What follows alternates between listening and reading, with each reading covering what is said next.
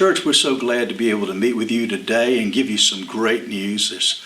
Our reopening committee and our deacons have unanimously voted on some guidelines and some changes for the future. I have sitting with me David Nicholson. He is the chairman of the reopening committee, and boy, that committee has put in a lot of work. And sitting next to him is Artis Bush, who is our chairman of the deacons. But let me say this as we begin. I want everyone who's listening to know that what we went through, especially with this second surge, was so real. As a pastor, I walked with and prayed with people who went through very difficult times. I remember on Christmas morning, I got up and spent an hour on the phone because I couldn't go to see people, but I spent an hour on the phone just calling person after person who was really struggling with sickness at that time. So let's never take lightly what we've been through, and I rejoice that the statistics and all of that are improving. But right now, we're going to hear about these developments. I'll turn it over to our chairman of the reopening committee, David Nicholson, and I so appreciate your leadership in that. You're so welcome. It's been really a pleasure to work with the committee, looking at these issues. Well, ensure the church, we have really been following the metrics, what's happening in cases in our own community, what's happening statewide, but also in hospitalizations and death. And the good news is that we're really plateauing, if not going down, in all those cases. So we're really pleased to be able to announce some really important and exciting changes in our upcoming services. Let's first talk about Easter, Pastor. Easter, we're going to go back to what our pre-shutdown schedule was. In the sanctuary, we'll have an 8:15, 9:15, and a 10:30 service. In the 316 Center, we'll have a 9:15 and 10:30 services down there. Those are still going to be mask required for a few more weeks, but we're really excited about that. It also allows Sunday school to go back to their original hourly time frame, as well as in their original locations. We think that's a plus for our Sunday school, also starting on Easter. After that, we're really excited to be able to tell you that we're now looking at giving some options for masks starting on April the 18th, Sunday, April the 18th. In our sanctuary, we will have still a service at 8:15 that is still has mask requirements. There will be some people in our church who are much more comfortable being around people who are masked.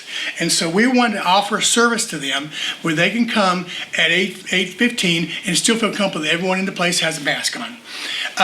But for the next two services, 9:15 and 10:30, you'll have the alternative of having mask on or mask off. If you sit in the middle section, we're going to ask you to wear a mask for that service.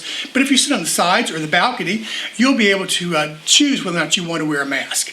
We're still going to ask you in the hallways and the aisleways to wear a mask to protect those people around you. But we think this is a really exciting opportunity to allow people to come back who don't feel comfortable wearing a mask during the church, but also give some protection for people who do want to wear a mask. So we're really excited about these changes. Kind of restaurant rules. Yeah. If you go out to eat now, that's kind of what you walk into your table, you wear a mask, you sit down, and you can take your mask off. So we're excited about these changes that are getting ready to happen.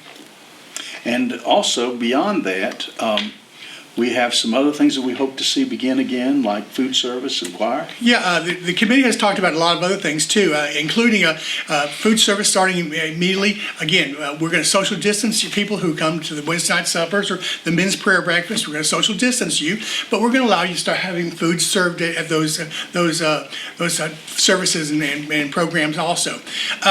And I'm personally excited because you may know I'm in the choir, have been in the choir for years, to know that we're going to start getting the choir much more involved and the orchestra much more involved. It'll probably be a situation for a period of time.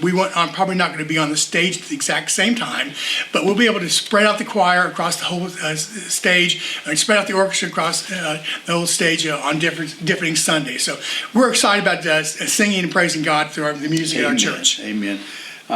My wife is one of those that loves music, and then Artis has got one of the greatest voices in our church. Yeah. Now, Artis, God bless you. You became a chairman of deacons for the first time in your life, and what a time to be a chairman of deacons. I don't think anybody's ever faced more challenges when they took the reins like that. What's it been like for you, and tell us about how our deacons have risen up for the occasion. This has been a tough time. There's no way to say otherwise. But it's been a time when God has moved in ways that maybe we didn't expect. There have been folks that have stepped up, deacons that have stepped up and are doing things that maybe we haven't done before, such as ushering on Sunday mornings. And it's given the church a chance to be able to meet some of the deacons maybe they haven't met before, or maybe they knew them but did not know that they were a deacon.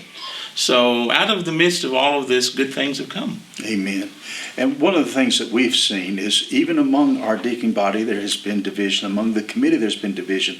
But in this last set of guidelines that we've come to, it was unanimous. There's such a unity, and that just tells me that that's God's confirmation we're on the right track. Well, we look forward to seeing you on Easter Sunday at 8:15, 9:15, and 10:30. We also look forward to the future when we can offer some options to meet people's needs. But let's, until then, forever keep lifting up Jesus and loving people.